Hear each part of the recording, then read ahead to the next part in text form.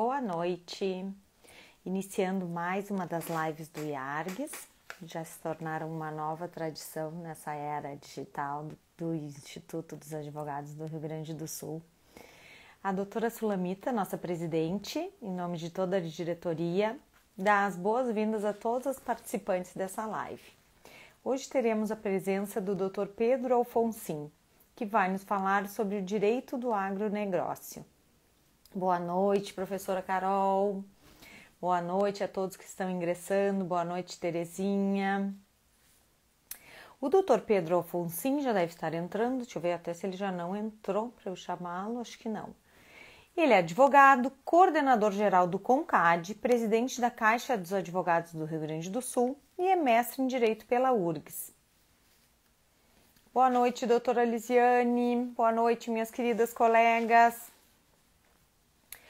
Eu também tenho que dizer que, em nome da doutora Sulamita e da Terezinha, nós já temos 2.242 inscritos no perfil do Instagram no IARGS, 3.189 inscritos no perfil do Facebook, 421 no canal do YouTube.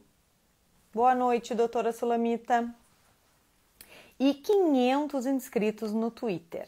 Boa noite, doutora Marília. Aos pouquinhos vai ingressando pessoas, vão ingressando mais pessoas na nossa live.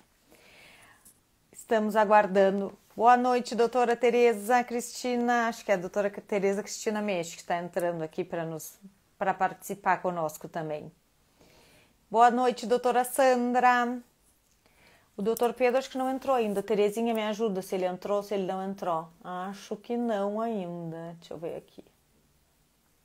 Acho que não. Então, lembrando que todas as terças e quintas temos as lives do IARGS, sempre no perfil do Instagram. Ainda não, né, Terezinha? Tá. Nas segundas-feiras e nas segundas não temos mais nada, né, Terezinha? Ou temos? Me coloca aí. Nas terças é o dia da palestra, vídeo palestra. Boa noite, professor Alencar. Terças-feiras é o dia da vídeo palestra do Direito de Família, do Grupo de Estudos de Direito de Família. Nas quartas, de 15 em 15 dias, temos as lives do Grupo de Estudos de Direito Tributário, também no perfil do Instagram do IARGS. Nas quintas-feiras, também de 15 em 15 dias, temos as videopalestras do Temas Atuais, Grupo de Estudos Temas Atuais. E sempre temos artigos e também os comentários sobre o livro de 93 anos do IARGS. Os artigos são na segunda, né? Acho que é isso que eu me atrapalhei aqui e errei a data. Ó, terça são os artigos e videopalestras de direito de família. Isso aí. Então é isso aí. Bom, aguardando então o Dr. Pedro Alfonsin, que vai nos falar sobre o direito do agronegócio. Agora, o que ele vai nos falar, não posso adiantar. Boa noite, doutora Tereza Cristina e doutor Francisco José Meixe. Bem-vindos, que bom que estão participando conosco. A doutora Carolina Fernandes dizendo, doutora Marília, satisfação em encontrar as colegas neste canal. A doutora Camila Barros, boa noite, tudo bem? Doutora Gisele, doutora Lise dizendo que eu estou sempre muito dinâmica. Então, Terezinha colocando aqui que as quintas são as videopalestras dos temas jurídicos atuais. E o doutor Pedro, então, está entrando aqui para nos brindar com a sua participação. Vou chamá-lo. Já está conectando. Lembrando, então, que já estamos... Olha, o professor Alencar está mandando um abração para o doutor Meixe. Tudo bem, doutor Pedro? Boa noite. Boa Muito noite, obrigada Ana por Amélia, tudo participar bem? mais uma vez conosco.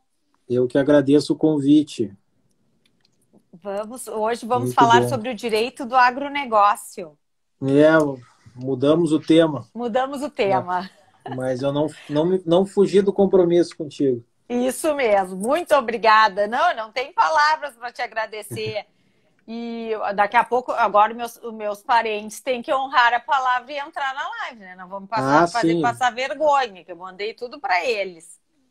Eu já dei uma lidinha no seu currículo, mas vou ler novamente. Então, o doutor Pedro é advogado, coordenador geral do CONCAD, presidente da Caixa dos Advogados do Rio Grande do Sul e mestre em Direito pela URGS. E hoje vai Um falar abraço, para a doutor gente Anca. sobre o direito do agronegócio, que é uma especialidade da família Alfonsine, né, doutor Pedro? É. Sabe que eu tenho muito orgulho, né? Meu pai, eu reputo ser aí uma das pessoas, ele vive muito o setor do agronegócio. Ele veio de Arambaré e Camaquã e trabalhou aí a vida inteira, praticamente 30 anos trabalhando nesse setor. Não só na parte do direito, mas ele, inclusive, gosta tanto que ele é comentarista do Canal Rural, inclusive, sobre fatos jurídicos aí dentro do agronegócio, né? Então, ele está sempre acompanhando, sempre atualizado, e a gente ali no escritório, eu me considero aí um aprendiz aí dentro da área, né? Meu primo sócio também, doutor Antônio Zanetti, já lançou livro, doutora Arilei, doutora Vanessa, são todos ali muito ligados ao setor, né?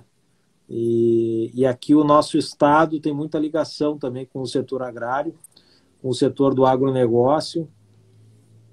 Então a gente tem esse carinho todo especial pela doutrina e aí eu pretendo aí compartilhar um pouco aí das atualizações do setor, de como funcionam os litígios dentro desse setor. Que são muitos, sempre tem, né, doutor Pedro, litígios? Muitos. É uma área aí farta, porque tem muita gente que defende diversos campos, como, por exemplo, trata o agricultor como se fosse um inimigo, né? Exatamente. E não tem tanta gente para defender os agricultores, né? Os agricultores, às vezes, são vistos como um problema dentro da sociedade. Hoje, um pouco menos. Monteiro Eu aqui acho diz que já Arrozeiras temos de uma Capão da outra Moça visão. Taps. Um abraço. Isso. É. Boa noite, a doutora Fernanda, também minha colega lá de Pelotas. Hoje vai ter vários pelotenses na live. Doutor Pedro, o arroz bateu R$100 a saca? Mais, né? Ultrapassou os R$100. Já tá mais que 100, né? Graças Isso a Deus. aí tá fazendo muita gente feliz. Claro, mas sabe que merece, né? Isso é uma soma de fatores. Eu nunca vi o arrozeiro falando bem, né? O arrozeiro está sempre reclamando da crise. Mas dessa vez realmente eu acho que tá se encontrando aí um valor para tirar a defasagem do produto, né? Se tu vê a soja, ela cresce todo ano, mas o produtor do arroz, por muito tempo, ele pagou para plantar, né? E é um produto que é realmente muito barato na gôndola, né? Claro. 1 quilo de arroz alimenta quantas pessoas? Muitas. Eu não sei quantas pessoas, mas muitas. Umas 30 pessoas, né? Eu acho. Custa R$6, R$7, né? O produto aí mais barato que tem, então é um produto com uma defasagem muito grande de valor, né? E que eu acho que esse momento, tendo em vista, inclusive, a escassez do produto, se tu vê aqui no nosso estado, diminuiu os hectares de plantação de arroz, né, históricos, e isso também imprimiu aí um aumento da demanda. Inclusive, se notou realmente, o setor notou, de fato, um aumento do consumo do arroz. Também foi uma inversão do setor. O arroz, às vezes, como era carboidrato, né, o pessoal estava deixando de lado. E minha filha chegou aqui. Temos participação especial na live hoje. Estela, papai está participando de uma live. Quer vir aqui? Né? Querida, vem nos dar um oi. Vem aqui, amor. Vem. Eu passei pomadinho todo lado. Tá passando pomada do bebê. Então tá ótimo. Tá brincando, então, tá assim, bem. Ó, Não tem problema, doutora. É vou assim esperar mesmo, não tem problema. a porta agora já fica saiu. aberta aqui em casa. É assim, elas precisam ter contato com o pai, senão elas ficam batendo na porta. Então, assim, o arroz, ele realmente teve essa... E agora ele virou a garota dos olhos, graças de uma hora para outra, praticamente de março para cá, fevereiro. durante a pandemia, o arroz começou a ter margem, começou a ter demanda, os supermercados começaram a demandar mais o produto, então estão todos contentes, né? Muitos agricultores pagando suas dívidas históricas, inclusive, antigas. Sim, conseguindo renegociar, né? Conseguindo renegociar, conseguindo dar entrada enfim, para entrar em financiamentos diversos com os bancos. E isso é muito positivo, né? Eu acho que é uma justiça histórica que está se fazendo com o arrozeiro, né? Isso é muito importante aqui para o estado do Rio Grande do Sul, tendo em vista que é um dos locais onde mais se planta arroz no mundo é no Rio Grande do Sul. Né? É verdade. É histórico, né? Quantos anos já são? Acho que pelo menos 70 a 80% 70, 80. da produção de arroz no Brasil é no estado do Rio Grande do Sul. Então, nós temos aí a nossa produção agrícola. É lógico que nós contamos com a pecuária, nós contamos com o pequeno produtor, com as vinícolas, nós contamos com a soja, mas o nosso forte mesmo, sem dizer o histórico que a gente tem de diferencial dos outros estados, é o setor arrozeiro. Né? Então foi algo positivo. O problema é que está faltando arroz, inclusive, né? Está faltando arroz. Sim. Hoje tu não consegue mais, as beneficiadoras, inclusive, têm dificuldade de comprar arroz dos produtores. Olha, a doutora Alice está colocando que, segundo o IBGE, 78% da produção de arroz no Brasil é no Rio Grande do Sul. Eu falo com uma margem de segurança sempre para ninguém me dizer que eu estou exagerando. Sim. Mas eu acho que são esses aí os números históricos, são esses realmente. Então nós temos aí esse produtor de arroz que é muito caracterizado pelo trabalho muito individual, né? Ele está à frente da sua produção. Se ele não trabalha, o negócio não dá certo. É difícil terceirizar a produção totalmente. Agora ele está colhendo os frutos e eu espero que fique assim por muito tempo. Mas, como eu sempre converso muito, tanto com a indústria quanto com o produtor, né? Eles sempre dizem, olha, quem não planta bem não consegue lucrar nem com essa margem, né? Tem que trabalhar bastante. O produtor é aquele que acorda às 6 da manhã e volta às 8 horas da noite, 9 horas, né, em épocas do ano. Então, esse é que consegue realmente uma produção importante para pagar suas contas aí. É verdade, é uma coisa que dá trabalho, realmente. Principalmente no verão, né, doutor Pedro? Que é a alta da safra, que é a irrigação, né? Que é o mais difícil de tudo, eu acho. Sim. Eu não entendo muito, mas eu sou filha de arrozeiro, né, doutor Pedro? Mas a gente sofre. Houve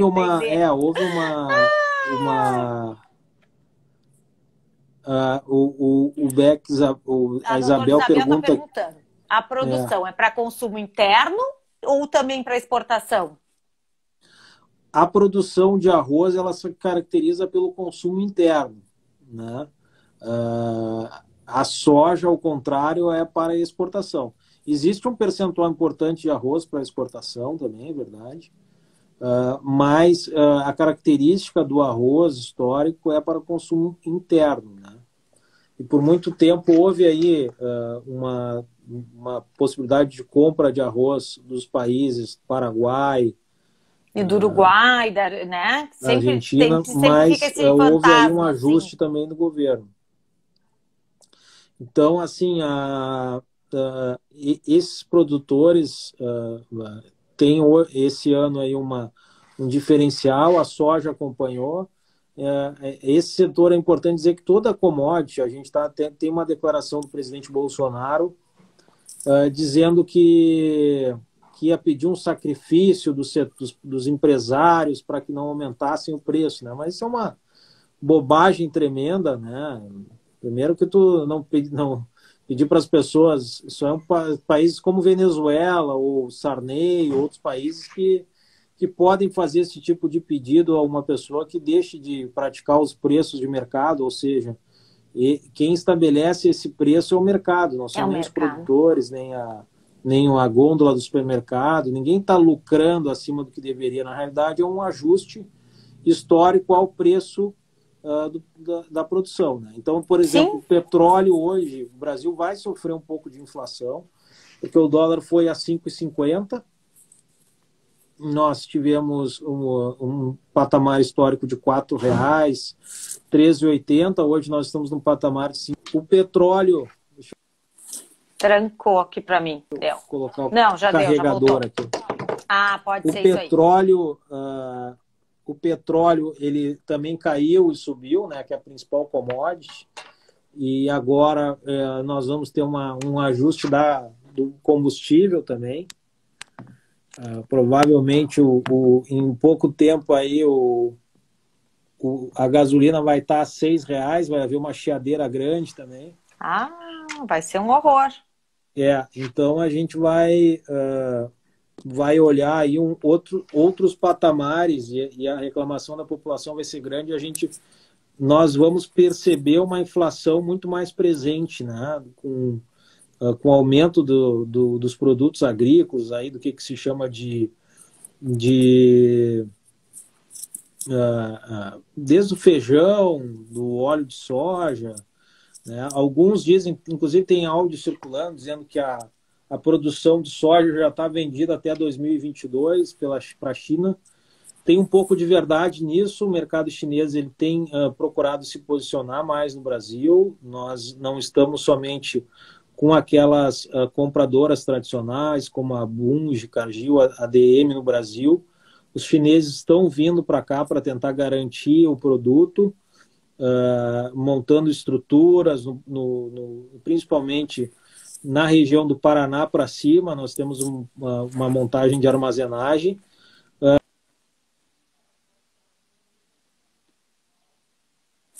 Trancou. Foi só para mim ou para todo mundo? Coloquem aí, pessoal.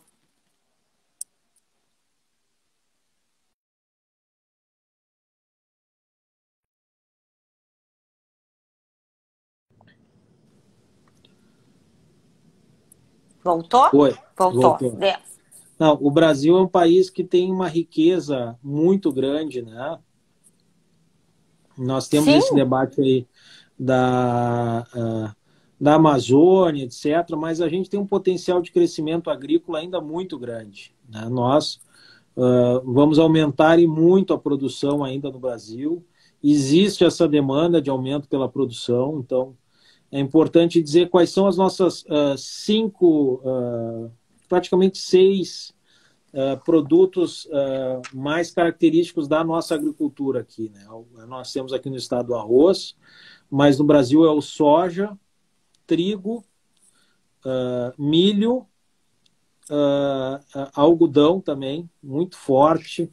Empresas como a SLC, plantando no Mato Grosso, algodão. E nós temos aí o arroz e a pecuária, né? A carne bovina. Nós temos aqui no estado, em Santa Catarina, os suínos, né? Também com muita força também para exportação. Frango, né? Os frigoríficos. Então é um setor muito rico, que ele representa a grande parte da nossa economia nacional, que cresceu exponencialmente esse ano. Foi um ano fundamental aí para o agronegócio. As pessoas passaram a consumir cada vez mais do supermercado, né? Menos comendo fora.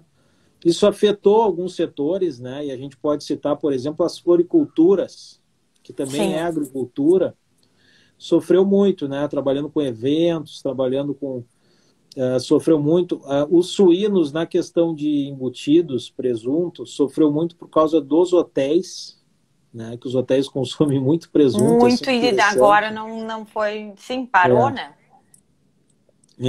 Mas, de maneira global, o setor foi favorecido, né? Por esse aumento, por esse dólar. Então, o Brasil passou a ser competitivo.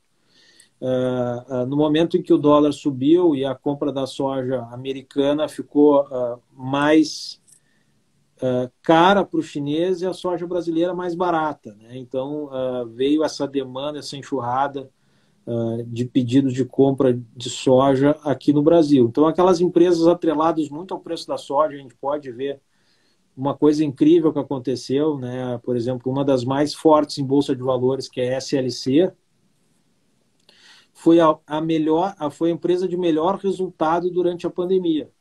Enquanto todas as outras empresas do índice Bovespa caíram, a SLC subiu, né? Empresas caíram 80%, 70%. Sim. Ela segurou. Então, realmente, o valor da commodity no Brasil, ela se manteve. Mas eu acho bacana a gente secar um pouco mais a parte jurídica. A gente não precisa entrar nos detalhes, mas acho interessante a gente falar um pouco aqui do que o produtor demanda de um advogado, o que as empresas beneficiadoras demandam. Exatamente. Porque é um campo bastante rico aí, né?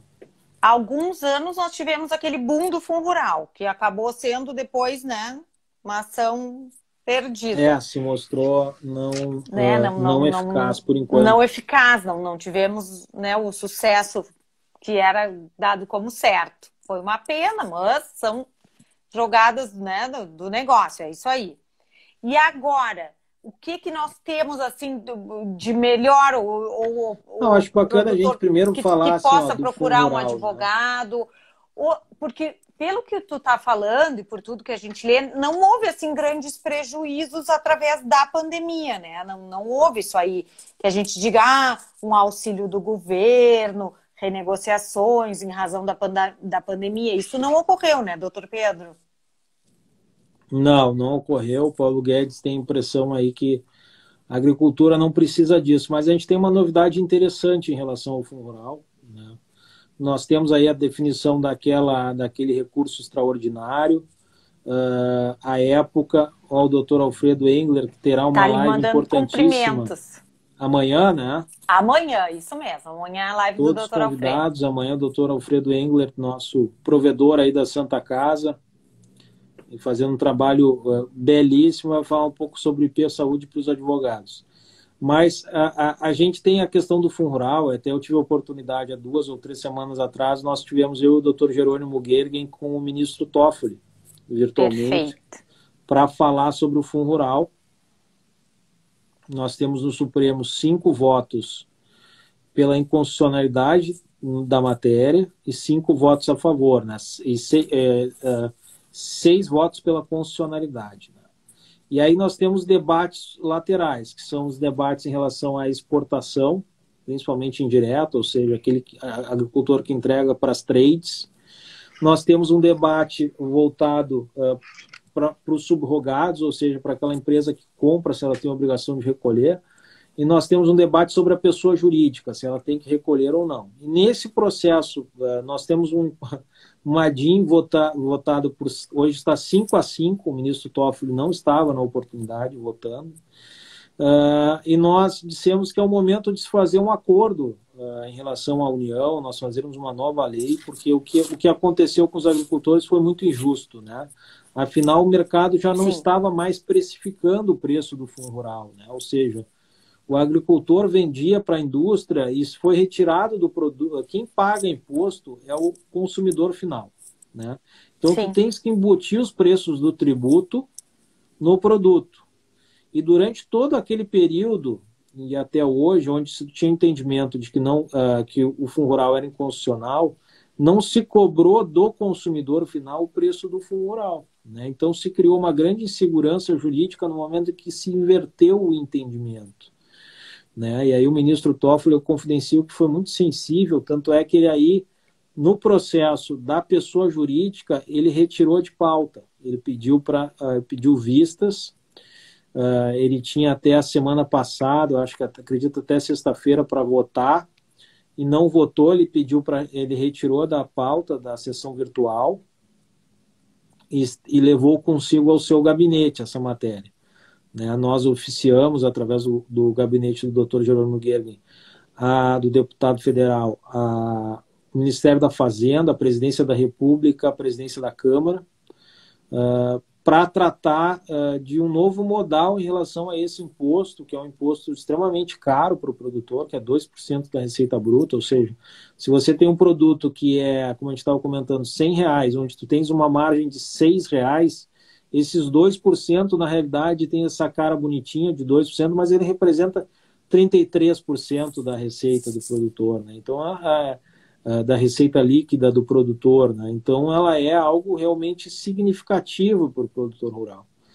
Então, aí está fazendo uma proposta, a gente quer levar isso para digamos assim, para a gente fazer um debate amplo de se criar uma nova legislação em relação aos impostos do passado e que o Ministério da Economia saiba que se ele não for negociar uma nova legislação, ele pode ter que devolver o dinheiro àqueles produtores que já pagaram, porque tem uma possibilidade concreta do Supremo reverter aquele entendimento seu que teve na oportunidade do recurso especial, onde virou tema de repercussão geral.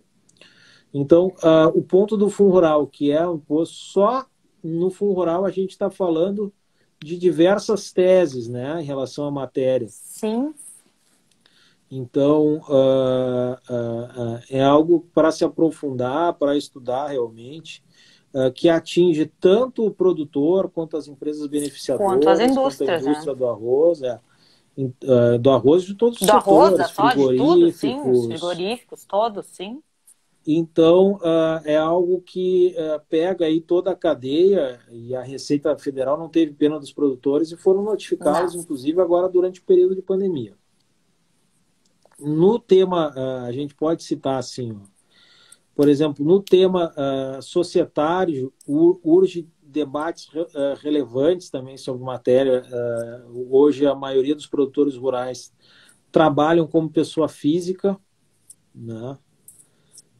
E isso é um problema que denota um pouco do amadorismo do setor, né? As notas fiscais todas da pessoa física. Aí trabalha a família toda, né? Em regime de parceria. Toda a família emite notas para dar com pouco também esconder algum tipo de lucro. Todos os custos da família, empregada doméstica, tudo está dentro daquele imposto de renda. Então, o ideal é que nós tivéssemos outro modal societário para o produtor que incentivasse ele a se formar como pessoa jurídica, né? Que se pagasse Sim. o mesmo imposto que se paga na pessoa física, para que o governo tivesse mais controle e o produtor pudesse separar o que é pessoal do que é do negócio, da empresa, do agro mesmo, né? Então, aí tem muitos que entendem que a terra deve ficar em nome da família e a produção em nome da indústria. Tem outros que entendem o contrário, que a terra fica em nome da indústria e se trabalha em nome da família. Então, cada um tem sua maneira de construir o seu negócio, né? Dentro da sua cadeia tributária, né?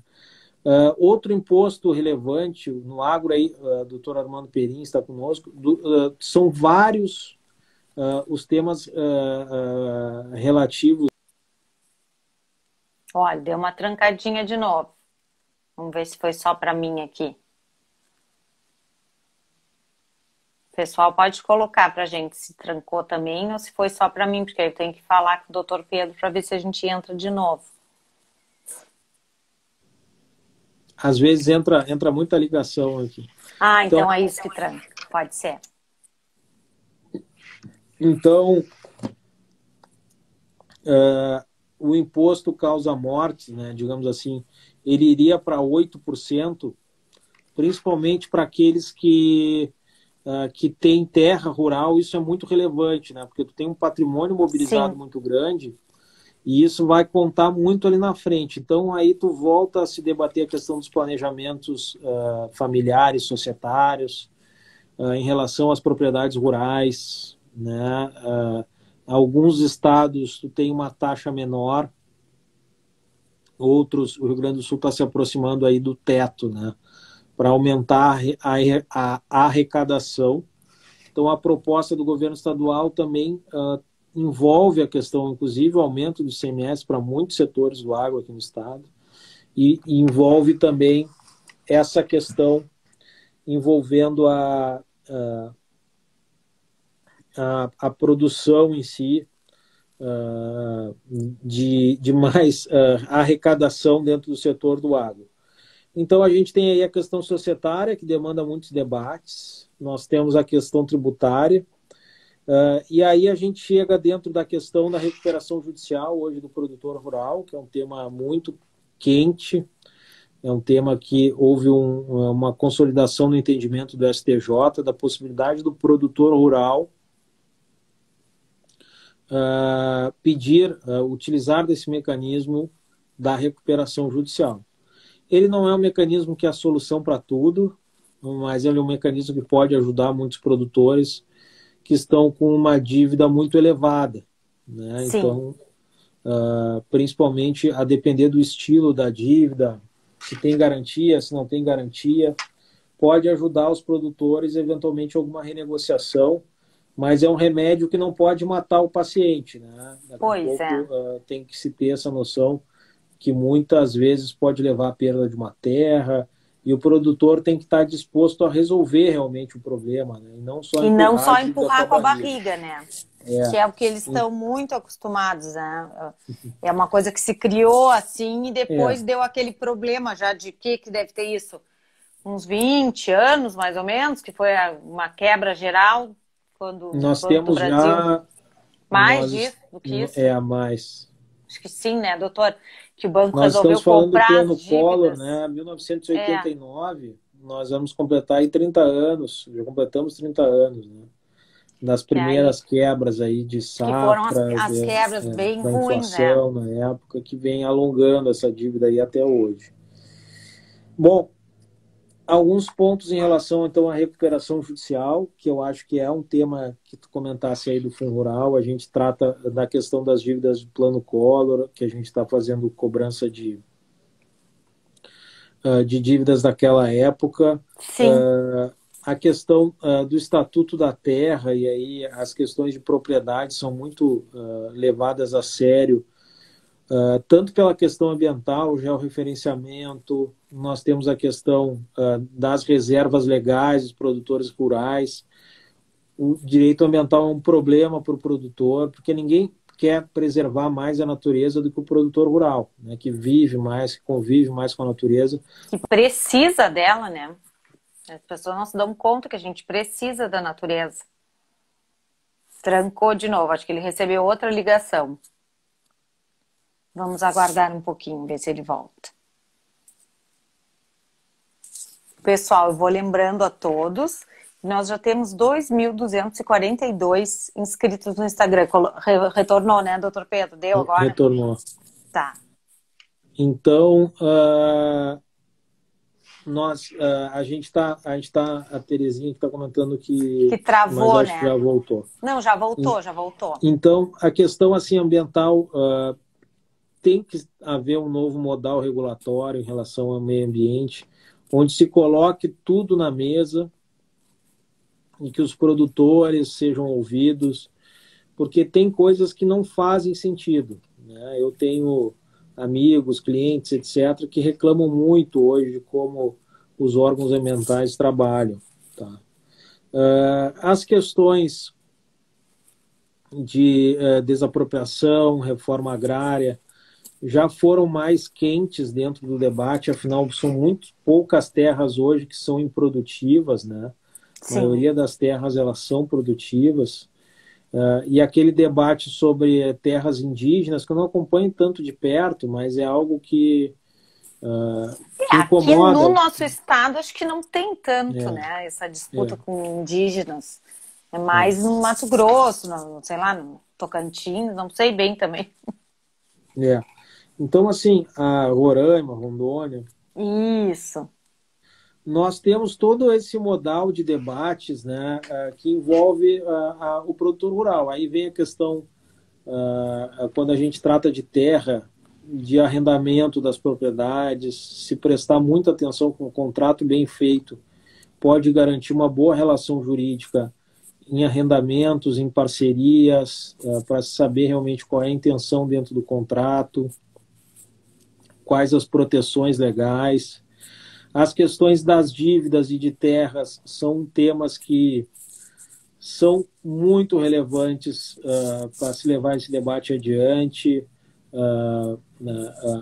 Essas dívidas, elas são permanentes, elas não são somente voltadas com bancos, né, aos fornecedores, A questão da variação cambial é muito importante dentro do agronegócio, né? A gente sabe que existe uma trava de preço que às vezes o câmbio varia tanto que prejudica, né? Que inviabiliza tanto para o comprador ou para o vendedor, né? Sim. A quebra de safra, né? E a irrigação é um debate quente também em relação à necessidade das nossas terras não sofrerem tanto com a seca, né, dentro do nosso estado, como nós tivemos esse ano ou ano passado, esse debate em relação às secas. Enfim, nós temos que evoluir, temos muito que evoluir dentro da tecnologia. Muitas empresas têm investido muito em tecnologia no agronegócio. Hoje, quando nós falamos em defensivos agrícolas, algumas tecnologias, eu não sei se tu sabe, elas procuram exatamente quais áreas dentro da plantação necessitam desses defensivos Da agrícolas. aplicação. Sim. Melhorando, otimizando tanto a questão do custo, quanto otimizando a questão ambiental, né? Então, são coisas aí que daqui a um pouco as pessoas não sabem, mas que os produtores estão investindo aí forte para proteger a natureza, para proteger o campo, e proteger a qualidade dos nossos alimentos servidos à mesa, né? É importante destacar que nem sempre o produto orgânico ele é mais limpo que o produto com defensivos. Muitos produtos orgânicos têm diversas contaminações naturais, né? Venenos. Sim, até de alguns outros produtos que usam, né, como veneno, como defensivo, e aquilo às vezes faz mais mal do que um produto certificado, estudado e tudo que é utilizado nas lavouras normais, digamos assim, né, nas que não são consideradas orgânicas. Então, aí quando a gente passa para a indústria, as beneficiadoras também têm temas bacanas, né? O direito marcário em relação ao agronegócio, as marcas, né, dos alimentos em supermercados, trade dress, são temas que vêm ao debate, ou seja, uma cópia de uma embalagem de produtos. A gente enfrenta muito isso dentro do escritório, onde um concorrente copia o outro para tirar mercado. Então, e muitas pessoas até hoje no Brasil não têm noção que aquele arroz que ele serve dentro da panela, que já vem embaladinho, ele é produzido lá no campo, né? Então, é muito relevante aí que se levante esses debates. Um debate atual, né, para te ver, a questão do imposto, dos ganhos do preço do arroz, demandou o debate sobre o imposto de renda do produtor rural, né? Sim. Muitos agricultores não estavam acostumados a pagar imposto de renda, e esse ano eles não têm como esconder, não vão conseguir assim, fugir, né? Não vão fugir. A sua renda, né? E aí tem que se procurar soluções criativas, né, de reinvestimento desses valores na sua própria atividade, para que se consiga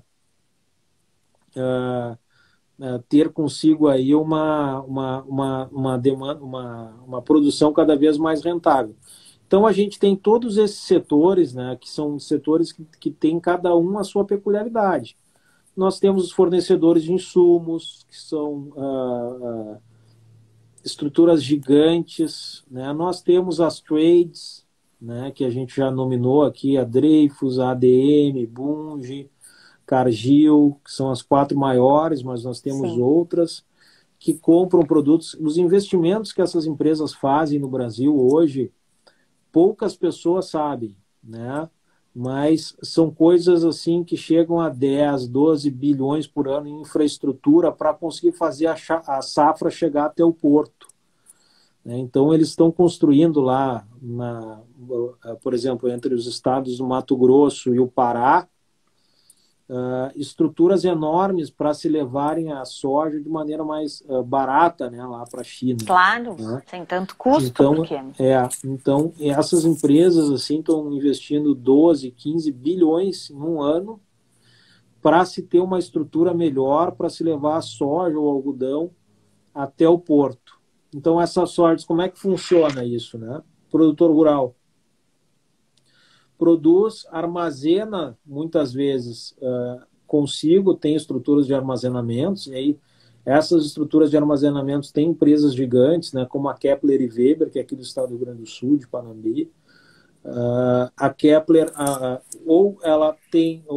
alguém monta uma estrutura de armazenamento e essa estrutura de armazenamento vem de terceiros, e aí dessa estrutura de armazenamento tem um transportador, que normalmente já é a Trade, que pega esse produto e leva até o porto para exportação, no caso da soja. Ou armazena, ou tem uma empresa que armazena, uma cooperativa também é muito comum, as cooperativas são muito fortes aqui na região sul, né? Nós temos aí a Cevale, nós temos, que é do Paraná, né? Mas aqui no estado nós temos lá na região do Alto Uruguai, nós temos a Cotrimaio, ali em Não Me Toque, nós temos a Cotrijuí, não, desculpa. Não é. A Cotrijal. E nós temos cooperativas que passaram por muita dificuldade aqui no estado, como a Cotrijuí, que era uma das maiores indústrias do nosso estado do Rio Grande do Sul. Mas existe uma tradição do cooperativismo aqui no estado do Rio Grande do Sul, onde o produtor leva essa soja produzida para essas cooperativas e a cooperativa faz a venda para tradings, para essas que nós comentamos, e elas fazem a exportação do produto. Então, aí vem os debates. Quais são os debates jurídicos envolvidos? O fundo rural, quando tu vende para uma trading, deve ser recolhido ou não? Aí o STF entendeu agora que não deve ser pago no caso de exportação, porque a exportação é isenta de imposto, né? E ele é só um intermediário. Mas tem que ter lá na CEFOP, dentro da nota fiscal, especificada a questão voltada para, dizendo que é exclusivo para a exportação, né? Então isso é uma dica importante. Nós temos as teses tributárias para as indústrias. Eu acho fundamental que o advogado consiga desvendar a cadeia do ICMS no Brasil, que é super difícil, super complexa, né? As questões envolvendo os créditos tributários das indústrias, porque o arroz que é produzido no Brasil vai para o Centro-Oeste, vai para os outros estados, e os outros estados é vendido para o Nordeste. Sim. E tudo isso gera uma cadeia muito grande em relação à produção, né? Olha, o Eduardo está perguntando, fins específicos para exportação que tem que constar na nota, é isso? Exatamente, com a CEFOP específica para exportação, né? Tá, Eduardo, CEFOP específica para exportação.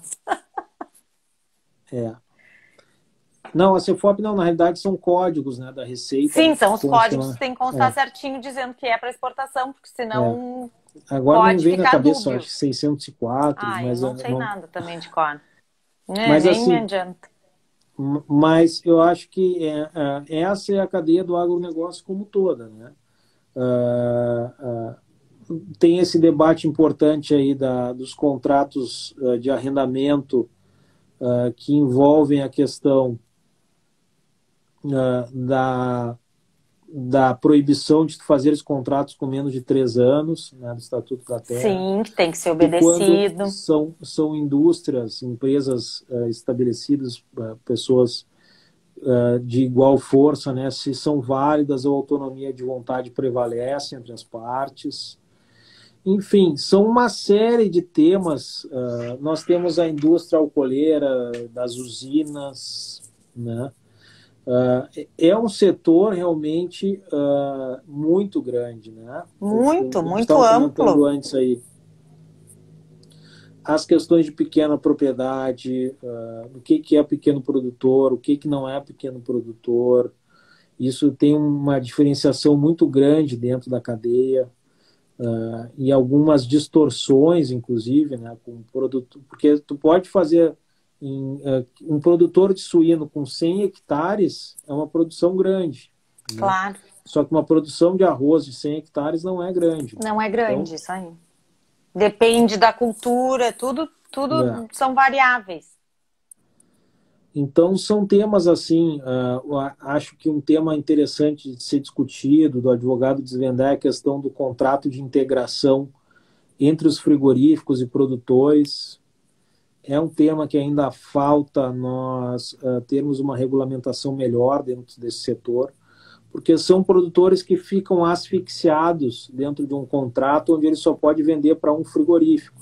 Sim. E aí o frigorífico, em alguns casos, vão exigindo cada vez mais do produtor e ele não pode sair daquele contrato porque ele já tem um investimento em relação àquilo, ele vive daquilo. Enfim, então são pontos aí dentro do nosso setor que nos alegra aí acordar e poder contribuir, né, em relação a essa temática do agronegócio. Perfeito, doutor. Não, já foi muito esclarecedor. Só isso aí do Fundo Rural. Que tema difícil, né? Vai e volta, sempre é... eu tenho uma raiva desse Fundo Rural, porque a gente lutou para morrer na praia. Não, mas é um tema que voltou agora. Agora está voltando. Mas isso sempre gera uma insegurança, né? Porque uma hora é uma coisa, depois muda, é difícil, né? Como vários outros temas que temos no nosso país, a gente sabe, né? Que são coisas que mudam.